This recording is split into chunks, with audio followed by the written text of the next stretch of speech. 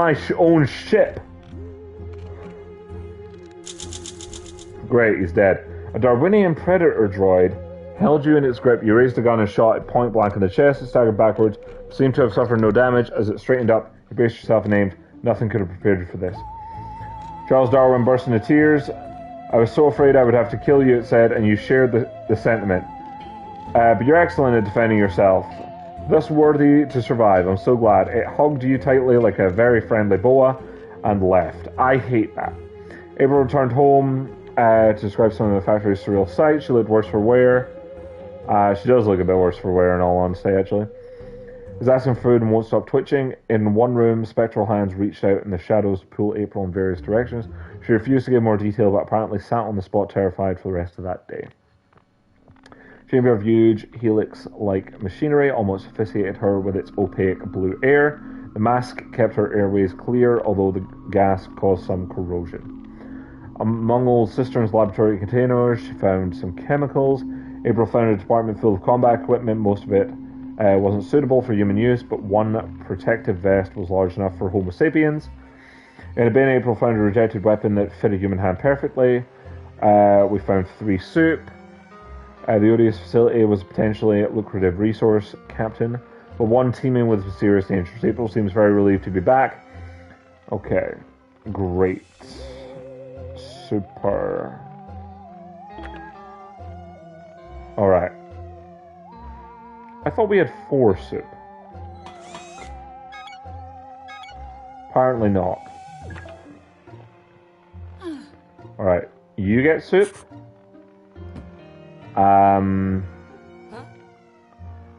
You get soup and a med kit, I guess. And maybe just soup. We will see. And then I'm gonna give Emmett soup and get him to leave. That's what I'm gonna do. Alright, Captain Man, a grossly oversized insect is scuttling towards our shuttle. Its head is wrapped in something the mutated beast can't see. The galloping ant has scuttled on top of the shuttle and won't stop tip-tapping around up there. I can no longer see it, Captain. You could step out and deter it with sound, attempt to trap it. Like the insect today is trying to get it with the anti-insect spray. I think we try to communicate, right? That's our go-to move.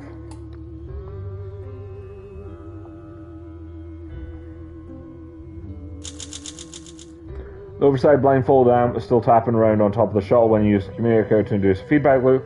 Pearson sound drove the big bad mad. After running in circles for a moment, it shuffled away, vomiting strange green stuff. An abnormal ant indeed, Captain. April is still weak, blah blah blah. Okay, great. Get Emmett out my sight. The fact, no, not the monument. Was it the fortress? The fortress we wanted to check out. Alright. Emmett, off you pop. Right, you're gonna take this.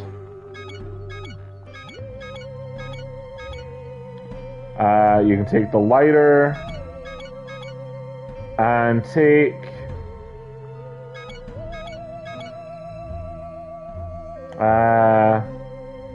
nothing. I don't think you need anything else.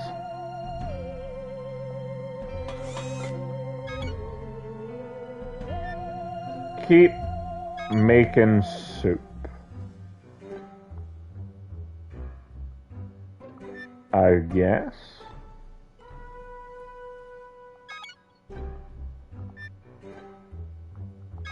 Yeah, keep making soup. For now.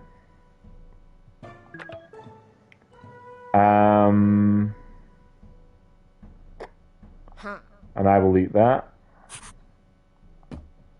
That'll be us back to good. I'm hoping... How are you still hungry, Dee Dee? That is very unfortunate for me. We came across one of the planet's apparent inhabitants, the alien carrying a heavy-looking case, entered a nearby bunker-looking structure, and you followed. He left his armor-like suit and the case on a rack with a multitude of other suits and cases. The alien is apparently taking a shower. Act fast. Will you snatch one of the suits and run, or force a random case open? I guess we'll run. Alright, go off, Emmett.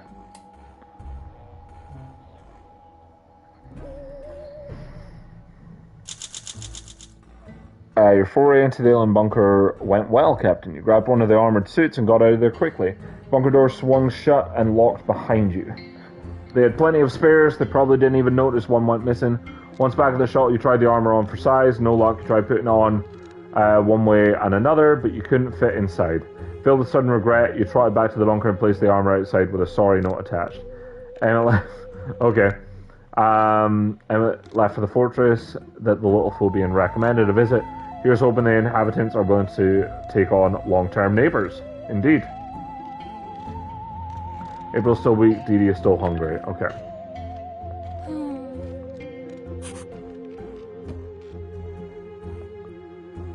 And we got one more soup in us.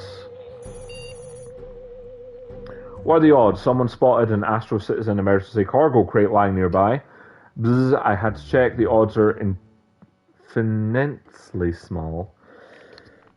Unfortunately, it's empty, but for a syringe slurp standard issue. Liquid for Astro Citizen rejuvenation and whole set improvement. Don't ask me about the capitalized P. Who should use the syringe?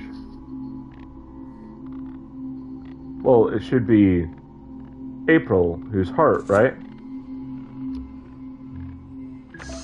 Let's do it. That'll fix that problem.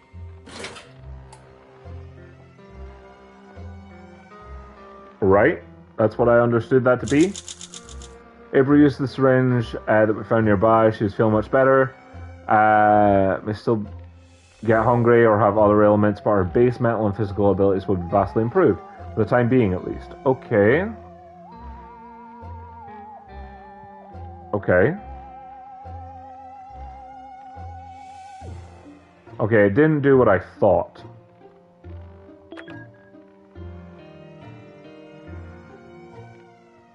Fair enough.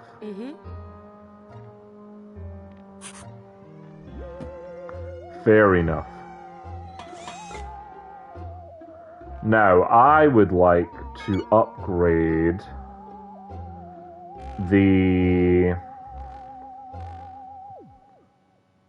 I would like to upgrade the handbook. I feel like that's good for us.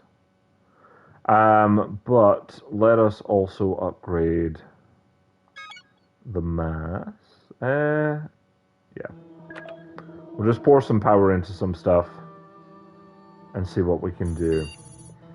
Ma'am, one of the crew has pointed out another one of those pillbox-like bunkers that litter this planet nearby.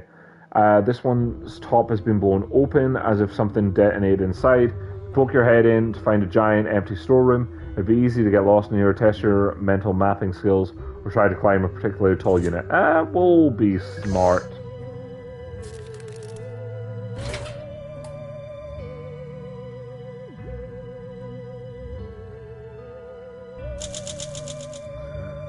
You set off into the dark corridors of the storage facility near the shuttle. By clearing the aisles in order, row by row, you managed not to get lost. Despite your meticulous scouring of the place, you turned up nothing but dust and disintegrating documents. A good orientation effort anyway, Captain. Someone is watching us, Captain. They do it regularly, whoever they are. Okay. I'm going to give April the medkit.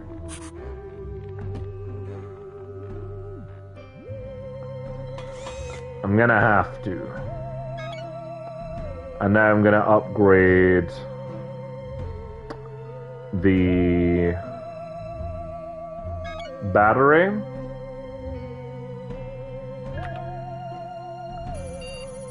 Ma'am, rather than struggling along on phobonics forever, it might be worth exploring the fortress that the woman...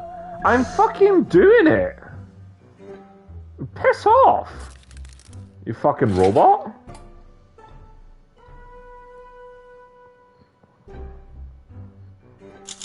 How irritating that you said that. While our adventure so far has been vastly enjoyable, when not a bit of a nightmare, fucking hell, it's just trying to be a problem. I'm getting hungry. Okay, that's fine. That's fine. That's fine. I cannot upgrade anything. I can, however, afford to craft some soup. So, there we go. Problem solved.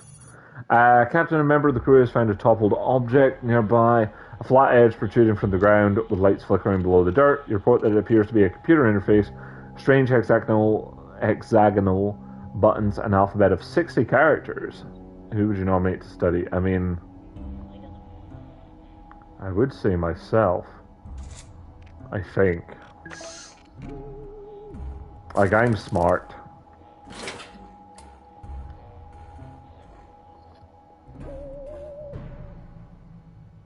Oh good, you're back. After studying the toppled alien computer for a few hours, you astutely pointed out that the language appears to be an Abjada writing system without vowel symbols. Then we realized what we were reading. It was instructions of a historical record akin to a news article. Text describing a devastating war on this world seemingly long ago, which left it in ruin, one both nuclear and chemical in nature.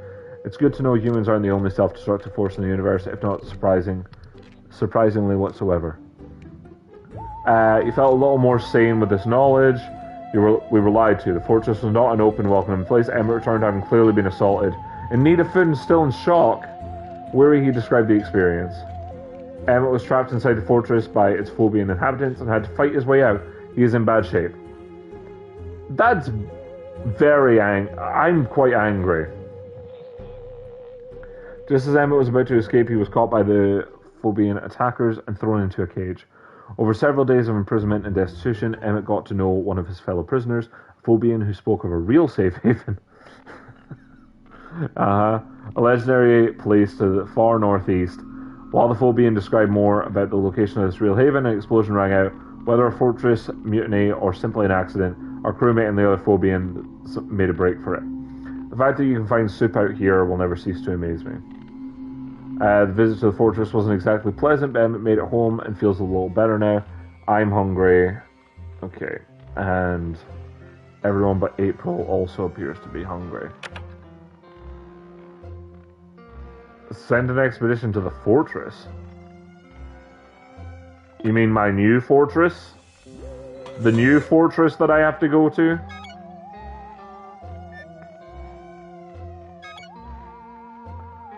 Alright. Great.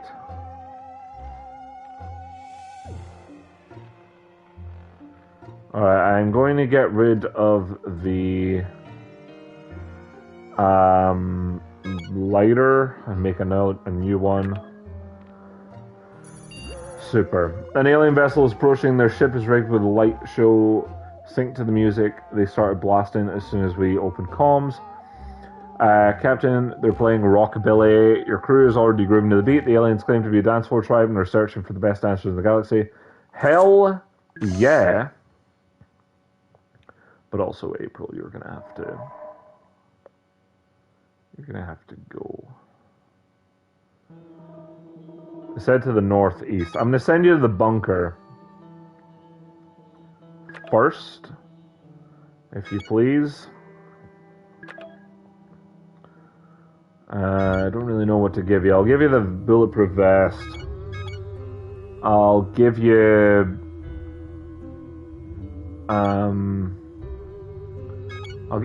power, and I'll give you the manual. Might be handy. I'm gonna give you that. I don't know if that's a silly thing to do, but that's what I'm gonna give you. That is what I'm gonna give you. Great, making some soup. It is everyone but April, right? Super. Hey. Bop. And bop. And bop. Alright. Move out.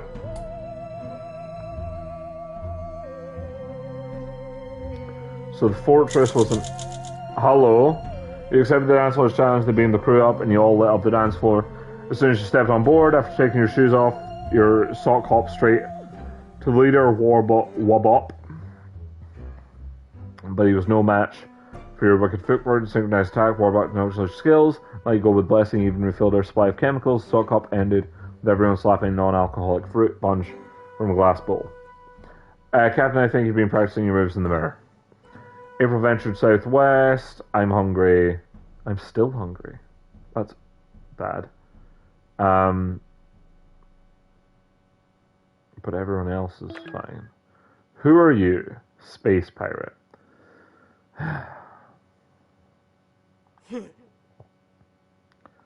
Well, sir.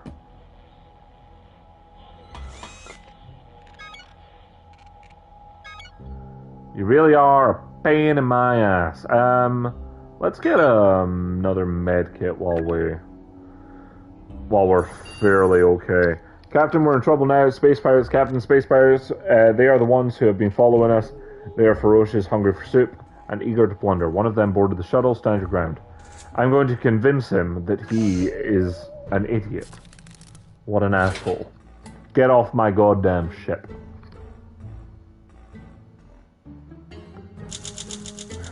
Any conflict can be resolved with cold, calculated logic. You decided pulling the reactor emergency venting release was the only logical thing to do. Logically, the attacker was sodomized in a gross kind of way. Good thing, Captain. Good news, Captain. The space pirates are on the run. I suspect this is not the last time we'll see them, though. Watcher 6, also, did anyone notice they were all apes? No, I didn't, actually. My sensor must have been hit by interference, I guess. You stopped complaining about rations, finally. Yep, sure did. Captain Man, there's a delivery guy outside leaning out of some kind of wormhole.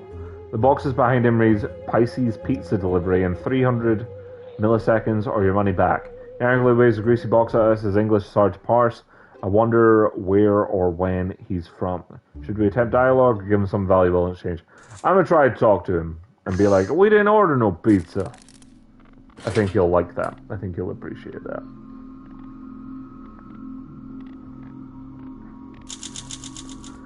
The Pisces Pizza Delivery guy didn't respond well when you pulled out a communicator. In fact, he became terrified. He drew a futuristic musket and fired at us from the closing wormhole. The first blast bored a hole straight through our communicator. The second grazed you, ma'am. Fortunately, the shot wasn't lethal. DD remains alert. DD still considers a friend. I am badly hurt.